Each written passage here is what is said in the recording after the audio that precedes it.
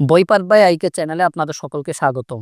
আমরা পড়ছিলাম ওমর জাবের সাহেবের পরও, আজকে 11তম পর্ব। আপনি কিভাবে জীবন পেলেন? কাইফা তাকফুরুনা বিল্লাহি ওয়া কুনতুম আমওয়াতান ফাআহইয়াকুম সুম্মা ইউমীতুকুম সুম্মা ইউহয়িকুম সুম্মা ইলাইহি তুরজাউন। কিভাবে তোমরা আল্লাহকে অস্বীকার করতে পারো যখন কিনা তোমরা ছিলে নিষ্প্রাণ এবং তিনি তোমাদের প্রাণ দিয়েছেন, তারপর তিনি তোমাদের মৃত্যু দেবেন, তারপর আবার তিনি তোমাদের প্রাণ দেবেন এবং সবশেষে তার কাছেই তোমাদের ফিরে যেতে হবে। সূরা বাকারা 28। আল্লাহ তাআলা এখানে ঠিক দুইবার নিষ্প্রাণ এবং দুইবার প্রাণ পাওয়ার কথা বলেছেন। প্রথমে আমরা ছিলাম আমওয়াত, যার অর্থ হয় দুটি মৃত বা প্রাণহীন। প্রথমবার নিষ্প্রাণ বলতে হয়তো আল্লাহ তাআলা মানুষের দেহ তৈরির কাঁচামালের কথা বলেছেন, কারণ চিন্তা করলে দেখা যায় পৃথিবীতে যত মানুষ এসেছে এবং আসবে তাদের সবার জন্য যে কাঁচামাল দরকার তা পৃথিবীতে ছড়িয়ে আছে অবস্থায়। আমাদের ভবিষ্যৎ প্রজন্ম নিষ্প্রাণ কাঁচামাল অবস্থায় এখনই মহাবিশ্বে ছড়িয়ে আছে। মানুষের দেহ তৈরির জন্য দরকার 65% oxygen, 18% carbon, 10% hydrogen, 3% nitrogen, 1.5% calcium, 1.2 phosphorus আর অল্প কিছু অন্যান্য মৌলিক পদার্থ। ভবিষ্যতে যত মানুষ জন্মাবে তাদের জন্য এই সমস্ত মৌলিক পদার্থ মহাবিশ্বে এখনই ছড়িয়ে আছে। আল্লাহর নির্দেশ পেলেই এই নিষ্প্রাণ কাঁচামালগুলো একসাথে হয়ে একটি মানব শিশুর দেহ তৈরি করা শুরু করে দেবে এবং একসময় আল্লাহ তাআলা তার মধ্যে প্রাণ দিয়ে দেবেন। আল্লাহ তাআলা আমাদের এখানে জিজ্ঞেস করছেন কিভাবে আমরা তাকে অস্বীকার করতে পারি, তার প্রতি অকৃতজ্ঞ হতে পারি, যেখানে আমরা একসময় ছিলাম প্রাণহীন, বিক্ষিপ্ত কিছু জড় পদার্থ। এরপর একসময় তার নির্দেশে সেই প্রাণহীন জড় পদার্থগুলো অসাধারণ সূক্ষ্মতার সাথে অত্যন্ত বুদ্ধিমান এক প্রাণীতে পরিণত হয়েছে। এই প্রশ্নটি বোঝার জন্য আমাদের প্রথমে বোঝা দরকার কিছু প্রাণহীন জড় পদার্থ থেকে কিভাবে আমরা একটি প্রাণীতে পরিণত হলাম এবং মানুষ নামের এই প্রাণীর দেহে কি অসাধারণ সব ব্যাপার রয়েছে যে সৃষ্টিকর্তা নিজে আমাদের চ্যালেঞ্জ করছেন। যদি আমরা সত্যি বুঝতাম আমরা কিভাবে সৃষ্টি হয়েছি, তাহলে আমরা কোনোদিন তাকে অস্বীকার করতাম না, তার প্রতি অকৃতজ্ঞ হতাম না। প্রথমে ভেবে দেখুন আপনি কিভাবে জন্ম নিলেন। আপনি এসেছেন আপনার বাবা মায়ের কাছ থেকে, আপনার বাবা মা এসেছেন তাদের বাবা মায়ের কাছ থেকে। এভাবে যদি পেছন দিকে যেতে থাকেন একসময় আপনি পৃথিবীর প্রথম বাবা এবং মা পর্যন্ত পৌঁছে যাবেন, যাদেরকে কেউ জন্ম দেয়নি। এখন প্রশ্ন হলো তারা কোথা থেকে এলেন? এই প্রশ্নের উত্তর নিয়ে পৃথিবীতে বহু তোলপাড় হয়ে গেছে। একদল মানুষ বিশ্বাস করে সৃষ্টিকর্তা নিজে সেই প্রথম মানব এবং মানবীকে বানিয়ে পৃথিবীতে পাঠিয়েছেন, অথবা তিনি পৃথিবীতেই তাদের কোনো বিশেষ প্রক্রিয়া বানিয়েছেন। আরেক দল মানুষ মনে করে সেই প্রথম আধুনিক মানব মানবী এসেছেন কোনো গরিলা বা শিম্পাঞ্জির মতো দেখতে আদি পিতা মাতা থেকে, যারা ঠিক আজকের মানুষের মতো ছিলেন না। কোনো কারণে প্রথমবারের মতো সে আদি পিতামাতা একটি আধুনিক মানব এবং মানবী শিশু জন্ম দেন এবং তাদের থেকে পৃথিবীতে আজকের যত মানুষ রয়েছে সবার জন্ম হয়েছে। শুধু তাই নয়, সে আদি পিতা মাতারা এসেছেন আরেকটু বেশি বানরের কাছাকাছি দেখতে আদি মানব আদি মানবী থেকে, যারা নাকি এসেছেন আরো বেশি বানরের মতো দেখতে আরো আদি মানব এবং আদি মানবীর থেকে। এই হচ্ছে ডারউইনের বিখ্যাত বিবর্তনবাদ, যা পৃথিবীর মানুষকে দুই ভাগে ভাগ করে দিয়েছে, আস্তিক ও নাস্তিক। ডারউইনের বিবর্তনবাদ অনুসারে একজন আদি পিতা ও মাতা যারা ঠিক আজকের মানুষের মতো মানুষ ছিলেন না, বিশেষ কোনো জেনেটিক মিউটেশনের কারণে তারা প্রথম একজন আধুনিক মানব শিশু জন্ম দেন। এটি এমনি এমনি ঘটে যাওয়া একটি ঘটনা মাত্র, এর পেছনে কোনো উদ্দেশ্য নেই, কোনো সৃষ্টিকর্তার হাত নেই। প্রকৃতির হাজার খেলার মধ্যে এটি ছিল একটি খেলা। এই একই প্রক্রিয়ায় পৃথিবীতে সকল প্রাণের উদ্ভব হয়েছে। বিবর্তনবাদ অনুসারে প্রাণের সৃষ্টি হয়েছে হঠাৎ করে কোনো অজানা কারণে। 3.6 বিলিয়ন বছর আগের আদি পৃথিবীতে কোনো এক জায়গার কাদা মাটিতে কিছু অজৈব পদার্থ কাকতালীয়ভাবে একসাথে মিশে প্রথম অ্যামাইনো অ্যাসিড তৈরি করে। এরকম অনেকগুলো অ্যামাইনো অ্যাসিড কিভাবে যেন অত্যন্ত নিখুঁতভাবে একসাথে হয়ে প্রোটিন তৈরি হয়। এরপর কয়েকটি বিশেষ প্রোটিন ব্যাখ্যাতীত উপায়ে RNA এবং কিছুদিন পরে DNA তৈরি করে। তারপর সেখান থেকে আরও বিরাট কোনো কাকতালীয় কারণে প্রথম এককোষী প্রাণীর সৃষ্টি হয়। সেই এককোষী প্রাণীরা বহু বছর ধরে বিবর্তিত হতে হতে বহুকোষী প্রাণীতে পরিণত হয়। তার বহু বছর পরে সেই বহুকোষী প্রাণীরা বিবর্তিত হয়ে আরও জটিল জলচর প্রাণীতে পরিণত হয়। তারপর সেই জলচর প্রাণীগুলো একসময় হাত পা গজিয়ে ডাঙ্গায় উঠে এসে নানা ধরনের স্থলচর প্রাণীতে পরিণত হয়। এরপর সেই স্থলচর প্রাণীগুলো কোটি কোটি বছর ধরে বিবর্তিত হয়ে একসময় গরু, ছাগল, হাঁস, মুরগির মতো প্রাণীতে পরিণত হয় এবং সবশেষে একই প্রক্রিয়ায় ধাপে ধাপে বানররূপী আদি মানব থেকে উদ্ভব হয়েছে আধুনিক মানুষের। লক্ষ্য করুন, এই গোটা প্রক্রিয়ায় অনেকগুলো কাকতালীয় ব্যাপার রয়েছে। এই প্রতিটি কাকতালীয় ঘটনা ঘটার সম্ভাব্যতা হচ্ছে কমপক্ষে কোটি কোটি কোটি সম্ভাবনার মধ্যে একটি। তেমন ৩০০ অণু দিয়ে গঠিত একটি প্রোটিন তৈরি হওয়ার সম্ভাবনা হচ্ছে ১০,৩৯০ এর মধ্যে একটি। ১০ এর পরে ৩৯০টি শূন্য দিলে যে বিরাট সংখ্যা হয় ততগুলো সম্ভাবনার মধ্যে একটি, যার অর্থ হচ্ছে এটি গাণিতিকভাবে দেখলে কোনোভাবেই সম্ভব নয়। বিবর্তনবাদ কি আসলে কোনো প্রমাণিত বিজ্ঞান? ১. বিবর্তনবাদ যদি সত্যি হতো তাহলে আমরা এক প্রাণী থেকে অন্য প্রাণীতে বিবর্তিত হওয়ার সময় তার মাঝামাঝি অবস্থার অনেক নিদর্শন প্রকৃতিতে দেখতে পারতাম। কিন্তু এখন পর্যন্ত আমরা যে লক্ষ লক্ষ ফসিল পেয়েছি তার কোথাও কোনোদিনও এক প্রাণী থেকে অন্য প্রাণীতে বিবর্তিত হওয়ার সময় মাঝামাঝি অবস্থার কোনো প্রাণী দেখা যায়নি। যেমন এখনো পর্যন্ত এমন কোনো বানর বা গরিলার ফসিল পাওয়া যায়নি যেটার মাথা ছিল মানুষের মতো, বা যেটার গায়ের লোম মানুষের মতো একদম ছোট, বা যেটার হাত মানুষের হাতের মতো, যেগুলো দেখে প্রমাণ পাওয়া যায় যে গরিলা বা বানর থেকে ধীরে ধীরে বিবর্তন হয়ে মানুষ এসেছে। যা পাওয়া যায়নি তারও একটা বৈজ্ঞানিক নাম আছে, মিসিং লিঙ্ক।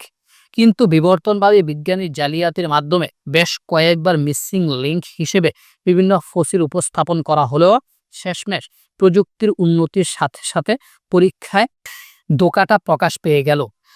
পিলসডাউন ম্যান নামের জল নরকঙ্কাল এখনো পর্যন্ত বিজ্ঞানীদের লজ্জায় ফেলে দেয়। ২.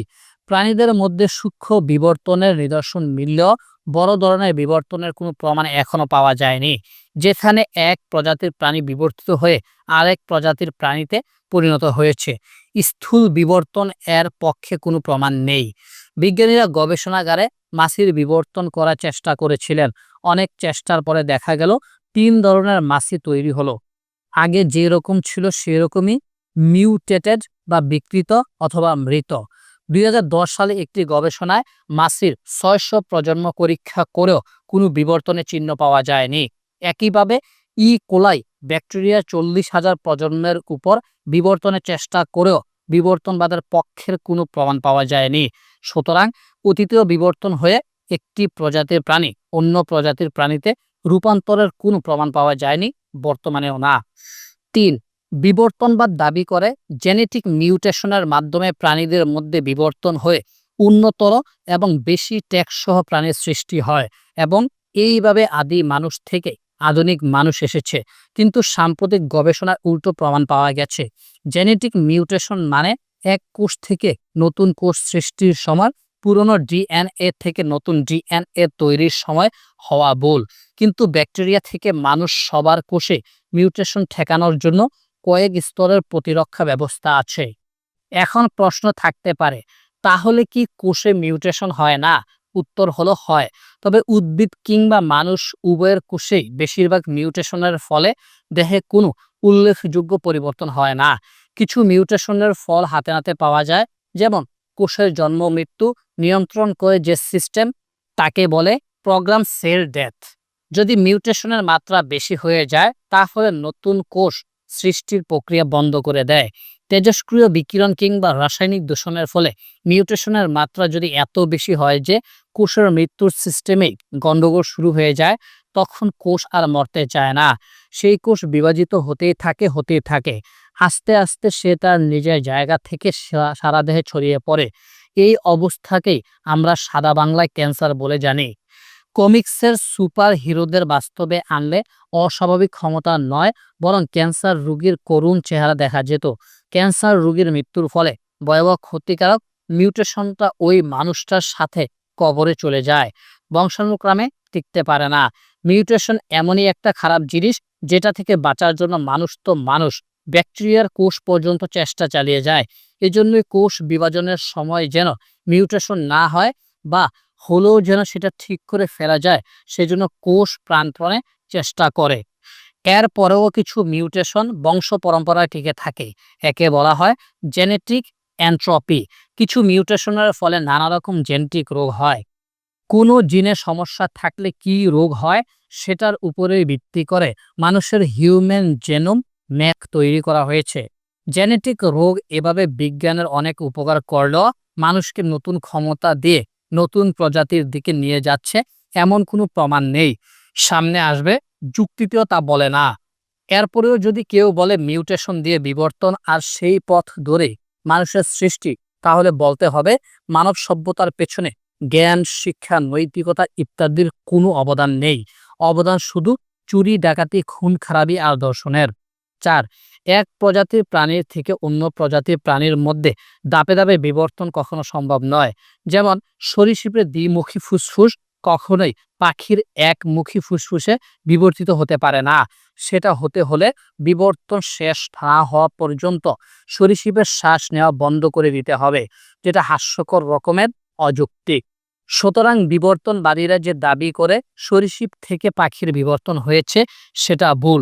একইভাবে উভচর প্রাণীর 3 কক্ষ বিশিষ্ট হৃৎপিণ্ড থেকে স্তন্যপায়ী প্রাণীর 4 কক্ষ বিশিষ্ট হৃৎপিণ্ডের বিবর্তন হওয়া কখনো সম্ভব না। কারণ সেটা হতে হলে প্রথমে উভচর প্রাণীর হৃৎপিণ্ডের মধ্যে নতুন দেওয়াল সৃষ্টি হতে হবে, না হয় নতুন রক্তনালীর সৃষ্টি হতে হবে, যা রক্ত চলাচলকে ব্যাহত করবে। বিবর্তন হওয়ার সময় রক্ত চলাচল বন্ধ হয়ে প্রাণীটি মারা যাবে। এরকম অনেক প্রমাণ রয়েছে যাকে সহজেই দেখানো যায় যে এক প্রজাতির প্রাণীর মধ্যে ধীরে ধীরে বিবর্তন হয়ে অন্য প্রজাতির প্রাণী সৃষ্টি হওয়া সম্ভব নয়। কারণ বিবর্তনের সময় মাঝামাঝি যেই অবস্থাগুলো হতে হবে, সেগুলো প্রাণীর জন্য কোনোভাবেই কল্যাণকর নয়। এমনকি অনেক ক্ষেত্রে এই ধরনের অর্ধেক বিবর্তন সেই প্রাণীর জন্য মৃত্যুর কারণ হয়ে দাঁড়ায়। একটি ব্যাপার পরিষ্কার করা দরকার, সূক্ষ্ম বিবর্তন অবশ্যই প্রকৃতিতে হয়, এবং সেটা হয় একই প্রজাতির মধ্যে অল্প কিছু জেনেটিক পরিবর্তন থেকে। হতে পারে এভাবে একসময় উপপ্রজাতির সৃষ্টি হয়, কিন্তু এই সূক্ষ্ম বিবর্তন হতে হতে এক সময় স্থূল বিবর্তন হয়ে এক প্রজাতির প্রাণী সম্পূর্ণ অন্য প্রজাতির প্রাণীতে পরিণত হয় না, যেটা বিবর্তনবাদীরা প্রমাণ করার চেষ্টা করছেন।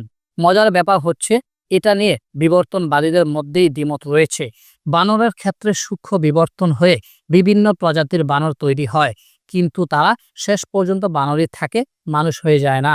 বিবর্তনের টেক্সট বইগুলোতে বিবর্তনবাদের পক্ষে যেসব উদাহরণ দেখানো হয়, যেমন ডারউইনের পাখির ঠোঁটের বিবর্তন, কোলাই ব্যাকটেরিয়ার বিবর্তন হয়ে অ্যান্টিবায়োটিকের প্রতি রেজিস্ট্যান্স, HIV ভাইরাসের বিবর্তন, এগুলো সবই হয় একই প্রজাতির মধ্যে।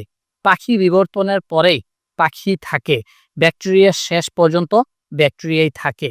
মানুষের দেহে অপ্রয়োজনীয় অঙ্গ সৃষ্টিকর্তার ভুল। সেকুলার স্কুলগুলোতে এবং ডাক্তারি বইগুলোতে এখনো পড়ানো হয় যে মানুষের দেহে কিছু অপ্রয়োজনীয় অঙ্গ রয়েছে, যেগুলো বানর থেকে মানুষ বিবর্তন হওয়ার সময় মানুষের দেহে রয়ে গেছে। দেখানো হয় যে অ্যাপেন্ডিক্স, অ্যাডেনয়েড, টনসিল এগুলো সব অপ্রয়োজনীয় অঙ্গ। যদি সত্যি সৃষ্টিকর্তা থাকতেন, তাহলে এই অপ্রয়োজনীয় অঙ্গগুলো থাকতো না। মানুষের বিবর্তন প্রকৃতির এক ত্রুটিপূর্ণ খেলা দেখেই এ ধরনের বেশ কিছু অপ্রয়োজনীয় অঙ্গ এখনো দেখা যায়।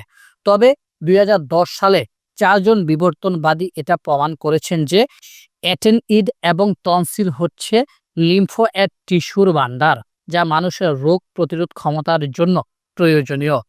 বিখ্যাত গ্রুলিয়ার এনসাইক্লোপিডিয়াতে বলা হয়েছে, অ্যাপেন্ডিক্সকে এতদিন মনে করা হতো অপ্রয়োজনীয় অঙ্গ, কিন্তু এটি রোগ প্রতিরোধ ক্ষমতার ব্যবহারের জন্য অন্যতম অঙ্গ। সায়েন্স ম্যাগাজিনের ফেব্রুয়ারি 2013 সংখ্যায় একটি আন্তর্জাতিক গবেষণার তথ্য মতে অ্যাপেন্ডিক্স এর বিবর্তন হয়েছে কমপক্ষে 32 বার ভিন্ন ভিন্ন প্রাণীতে। অর্থাৎ অ্যাপেন্ডিক্স অঙ্গটি প্রকৃতির কোনো ভুল নয়, এটি একটি উদ্দেশ্য প্রণোদিত অঙ্গ যা বিশেষ কিছু প্রাণীকে দেওয়া হয়েছে। তারা প্রস্তাব করেছেন যে এই অঙ্গটি মানুষের পরিপাকতন্ত্রে হজমের সুবিধা হবার জন্য প্রয়োজনীয় ভালো ব্যাকটেরিয়াকে সংরক্ষণ করে। যদি কারো বড় ধরনের ডায়রিয়া, কলেরা হয়ে পরিপাকতন্ত্র থেকে প্রচুর পরিমাণে ভালো ব্যাকটেরিয়া হারিয়ে যায়, তখন অ্যাপেন্ডিক্স আবার সেই ব্যাকটেরিয়া সরবরাহ করে। সময়ের পরিক্রমায় বিজ্ঞানীরা প্রমাণ করেছে যে মানুষের দেহের ডিজাইনে কোনো ভুল নেই, কোনো অপরিকল্পিত ঘটনা নেই। প্রতিটি অঙ্গ নিখুঁতভাবে তৈরি করা হয়েছে কোনো না কোনো জরুরি কাজের জন্য। মহান আল্লাহ তাআলা কত নিখুঁতভাবে মানুষের দেহ তৈরি করেছেন সেটা আমরা ধীরে ধীরে জানতে পারছি। বিবর্তনবাদীদের অপপ্রচারে মুসলিমরা বিভ্রান্ত হয়, আল্লাহ তাআলা সম্পর্কে ভুল ধারণা করে। আল্লাহ তাআলা কখনোই প্রয়োজন ছাড়া কিছু করেন না, তার প্রতিটা কাজ অত্যন্ত নিখুঁত। বিবর্তন নিয়ে আরো বিস্তারিত বৈজ্ঞানিক আলোচনা এই বইয়ের আওতার বাইরে, তবে আগ্রহী পাঠকদের জন্য কিছু বই পড়ার পরামর্শ থাকলো। 1. There is a god, how the world's most notorious atheist change his mind by Antony Flew and Roy Abraham Varghese. 2. Darwin's black box, the biochemical challenge to evolution by Michael J Behe. 3. Signature in the cell, DNA and the evidence for intelligent design by Stephen C mower.